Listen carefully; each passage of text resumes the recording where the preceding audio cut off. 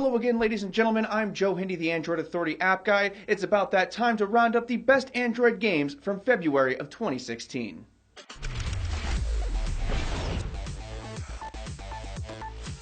Adventures of Mana is a hack-and-slash RPG that was first released in the early 1990s for Game Boy. It has been revamped and re-released for mobile, and now you can pick it up whenever you want. Much like other Square Enix games, you'll have a virtual joystick to move around with and plenty of weapons and magic to use against various bad guys and obstacles. It also has gamepad support if you want that. It's a tad expensive, but the nostalgic value is high and there are no in-app purchases. Alto's Adventure is a side-scrolling infinite runner where you must ski down a mountainside for as long as possible. You'll be tasked with collecting llamas which have gotten loose and are now running rampant, and you'll be able to do tricks off of large jumps. It features very well done vector-style graphics with muted colors which adds to the game's ambiance. It's free to download with in-app purchases, and it's a pretty decent little time waster. Bombing Bastard's Touch is a Bomberman clone where you must navigate puzzles, plant bombs, avoid bad guys, and pick up power-ups to make your way through each level. It has a total of 30 levels that span 5 worlds, and there are plenty of bad guys to bomb and power-ups to collect.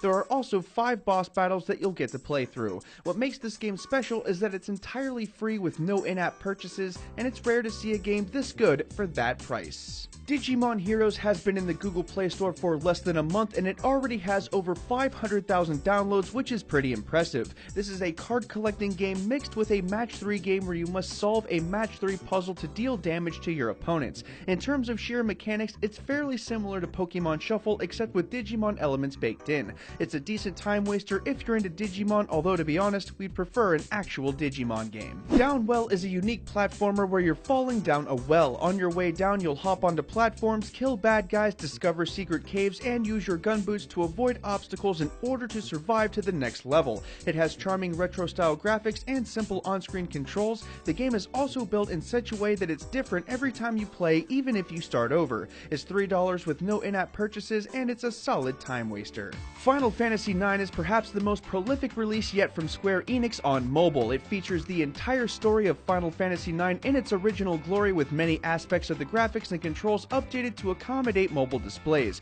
Some have lamented its lack of tablet support and other small issues, and for $20 we don't blame them. Nevertheless, this is probably the best JRPG on Android right now in terms of longevity and complexity. Grand Theft Auto Liberty City Stories is the latest GTA release on Android, and so far it seems to be pretty good. It looks and plays pretty much like any Grand Theft Auto title, except Rockstar has tweaked things like the mobile controls and mission lengths to better adjust the gameplay to mobile devices.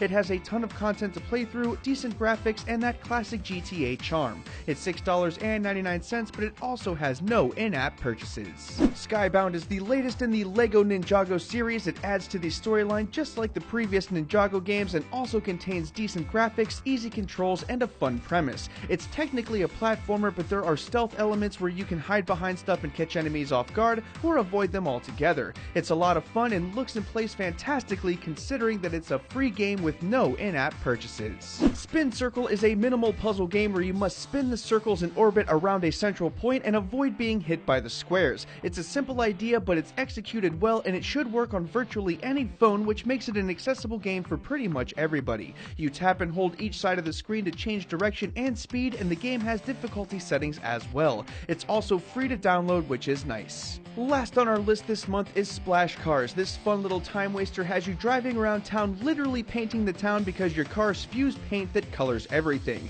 You'll be chased by cops and you'll have to avoid them. You can also turn regular folks to your side. It contains simple mechanics with on-screen controls, and it shouldn't be too hard to get in and just play. It also has power-ups and plenty of car options for you to choose from. Once again, I'm Joe Hindi, the Android Authority app guy. While you're here, why not subscribe to the Android Authority YouTube channel? If you want to check out any of these Android games, you can find those links in the video description below, along with a link to the written version, as well as a bunch of awesome videos that you should definitely check out. As always, thanks for watching, everybody, and have a wonderful day.